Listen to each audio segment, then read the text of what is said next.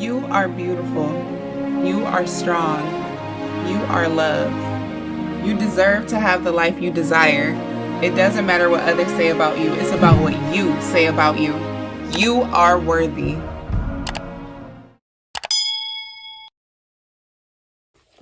All right, hey y'all, welcome back to You Are What You Think TV. Today I am coming to you with a reminder. Now, before I get to that point, you might overhear my dad listening to Cardi B's trial, and I am using my sister's room to record today. Also, I am aware I have a small sunburn action going. I was in the sun, you guys, for I'm telling you, I was in the sun for maybe an hour. Maybe an hour and 15 minutes.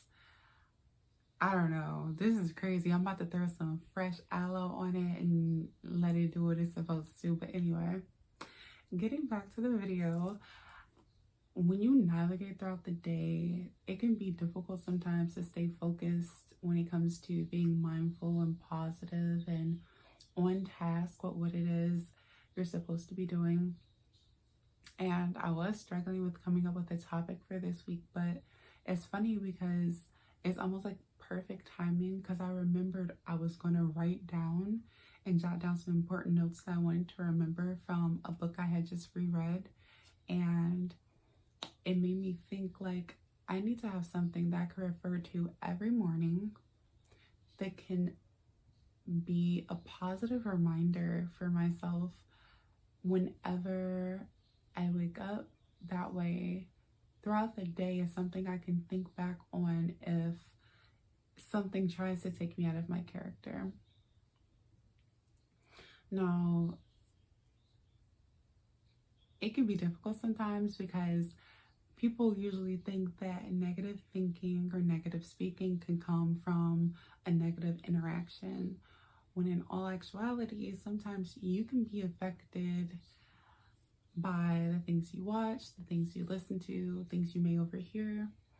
And I'm someone who, as I'm working on my mindful journey, I try to, as much as I can, try to avoid being so easily disturbed or allowing my energy to be easily manipulated by other energies, because we live in a society where if you really take note and are mindful, you can see that there is a lot of negative activity that goes on day in and day out.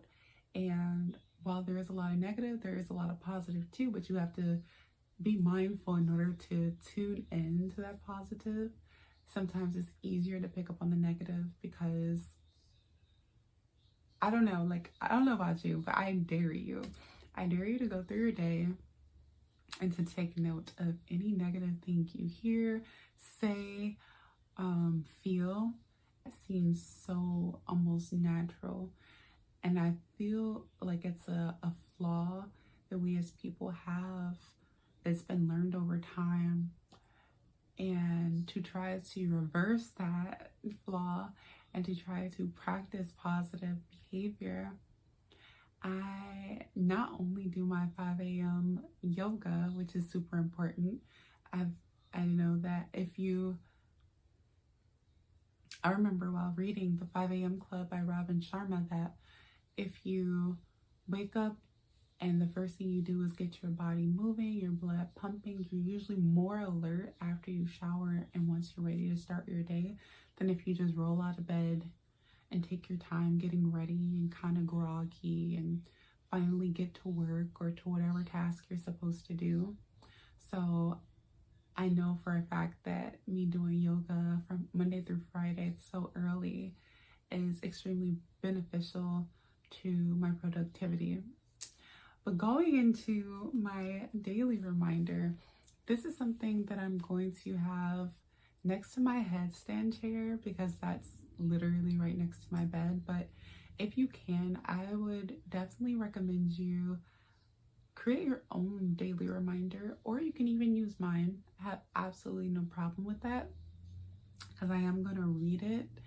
It's something that I decided to do today because it's a few things put together into one. So I took some great tips from one book and another book, a quote here, pulled some good questions out of the air to make me just think, like, and let me remember that throughout the day. But you'll see what I'm talking about in just a moment. So here it is. This is going to be a pretty short video once I read this list, and it's just one page too, by the way. Once I read this list, that's gonna conclude this video. It's not nothing too much, but I find it to be beneficial, and I want to do as much as I can and share as much as I can to make it so that your days are much more joyful, much more peaceful, and much more graceful, to say the least. All right, so number one, I have be impeccable with your word. Be mindful of how you speak and the impact your words have on others. Oftentimes, we only care about how we feel, and that's not just you. That goes for a great deal of other people. Whether we know it or not, if we took a moment to think about the thing we say before we say it, I find that we would come across much more understood and much kinder than just speaking without reflecting on what we're going to say. And in this video, you might actually see me speaking a little slower than most people would. And I've tried to talk slower. That way I'm not talking empty words like saying and well, you know, because those are filler words that I put in sentences when I'm either talking too fast, can't complete a full thought, or it's just trying to hurry, like I have to rush somewhere, and there is no rush. This is a very chill day. It's the evening time. I ate a nice snack. I'm recording for you all lovely people. So yes, definitely be impeccable with your word. As much as you can, try to consider the other person's feelings. Try to still be understood, still be heard, but in a way that doesn't make someone feel like a bad person or like a villain in your story, you know? Second, we got don't take anything personally.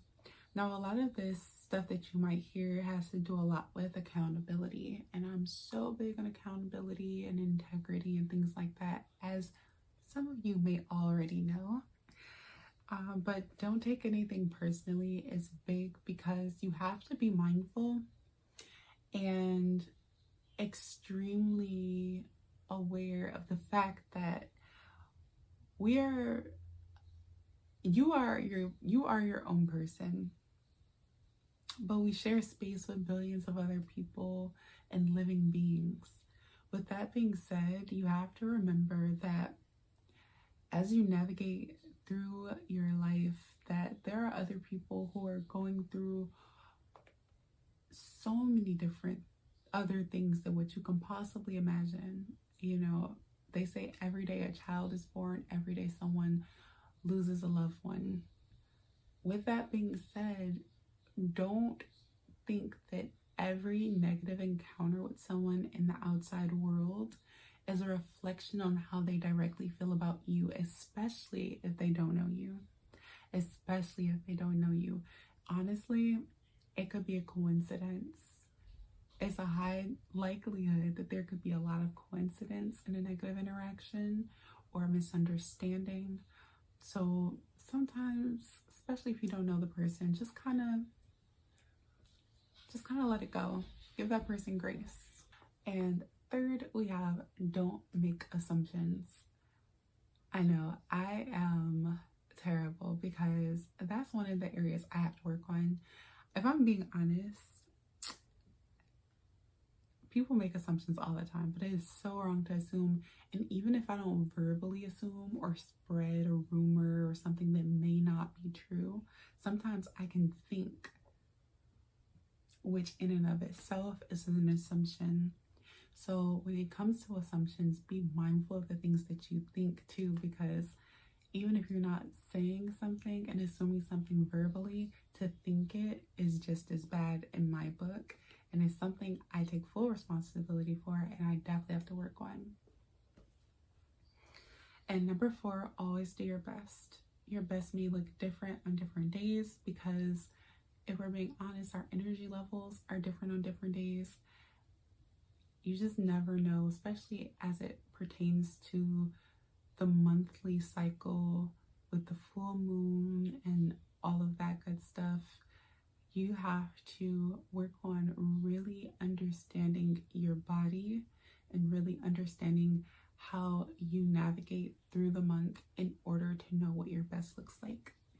Only you know this, but one thing about doing your best is you just never want to feel regret. When your day ends, you want to be happy and say, I did everything I could to the best of my ability, and that's it. So big part of always doing your best is just not having any regrets at the end of the day. Number 5, we have the law of value. Your true worth is determined by how much more you give in value than you take in payments. I love this one because it just talks about how you want to focus on being of service to the people you love, to the people whom you may not know, as well as the people you do know, because good deeds never go unnoticed. Good deeds never go unnoticed. No matter if they're not acknowledged at the time, understand and please know, no good deed goes unnoticed. So you always want to be the kindest person you can be in whatever space that is at that time in your life. That may look different depending on the day, but always be authentically yourself and try to do something for others every day, whether it's offering a little bit of your time, good advice, or doing something kind for someone. Super important, extremely easy to do. If I'm being honest, a lot of us probably do that without even noticing, because it's so easy to be that kind of person in someone else's life without even noticing it. It's just a part of our human behavior, our makeup. By this time in our lives, no matter how old you are, you can be as little as 5 years old. If you helped your mom today, you were of service to someone who needed your help. Believe it or not, being of value to someone is extremely easy. So that's something to be mindful of, especially if you don't get out much. You want to make sure that you're calling someone. Doing something for yourself also counts, because it's important to be kind to yourself and to be extremely nice and loving on yourself. And let's see, number 6, we have the law of compensation. The law of compensation, your income is determined by how many people you serve and how well you serve them. That statement is for all the business owners out there. And for some people who get paid salary, who might be thinking about asking for a raise, always remember that if you offer more value, you will become invaluable, which means priceless. If someone needs you, they need you. And some people are willing to pay a lot for that.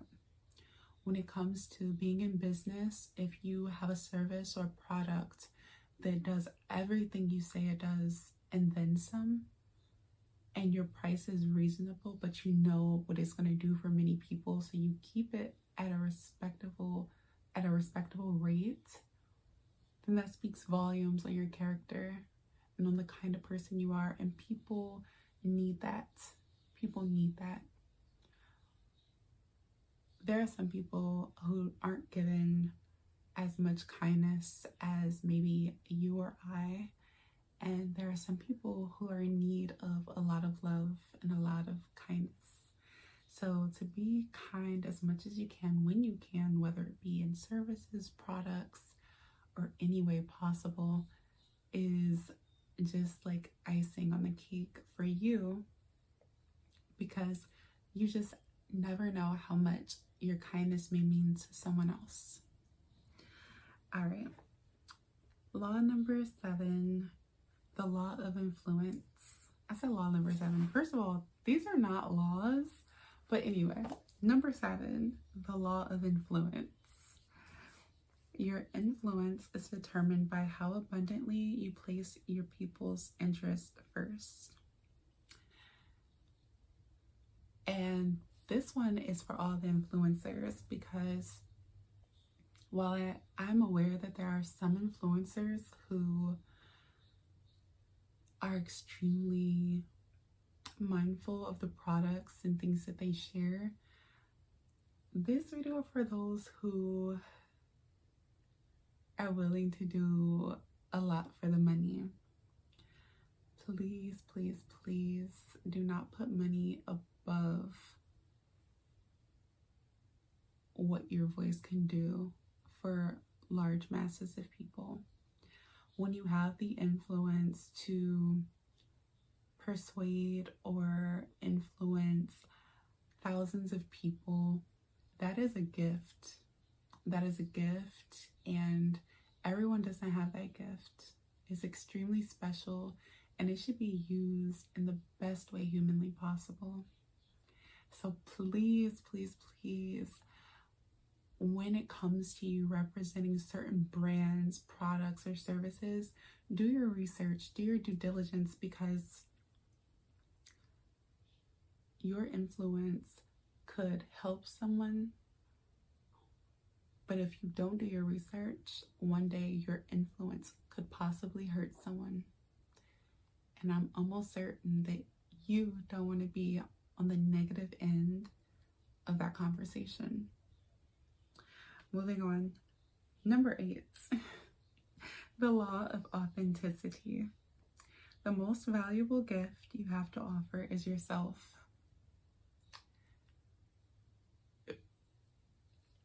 When I listen to this one, it's kind of like, who cares if people like you or not? Who cares if people like you or not? Because to me, when I hear this, it just tells me that there is someone who will be able to relate to my story.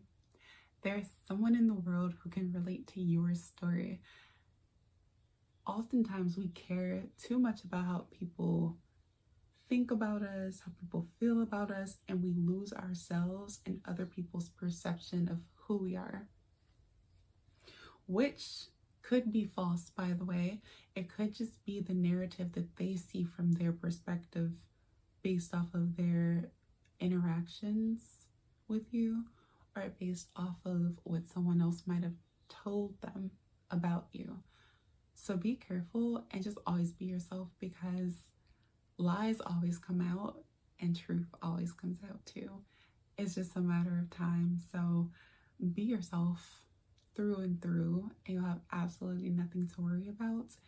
And people will actually gravitate to that authenticity and that raw, beautiful character you have.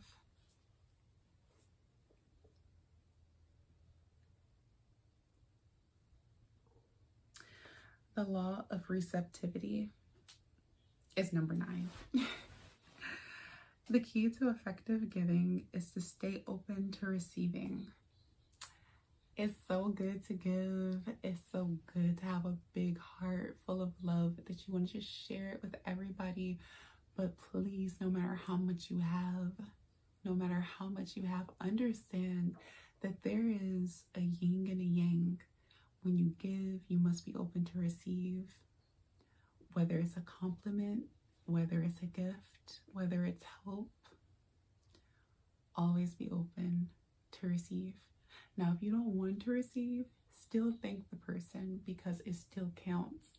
You're showing gratitude for the thought of their kindness, their gesture. But don't just always deny help. Don't always deny someone doing something for you just because you may have it like that, or just because you're just used to giving, you don't know how to receive. Everyone is worthy of giving. Everyone is worthy of receiving kindness just as much as they should give and be of service to others. And that's my belief. Don't let me impose it onto you, but that truly is my belief.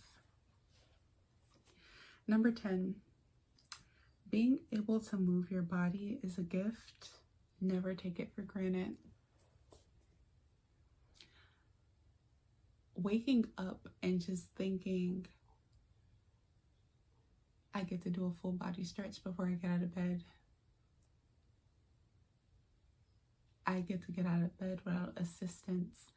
Please, please, please, from the bottom of my heart, I want you to truly understand the gratitude and the simplicity of the fact that if you are able to get out of bed, to walk around, to work out, to do yoga, to dance, to drive to work, that you are on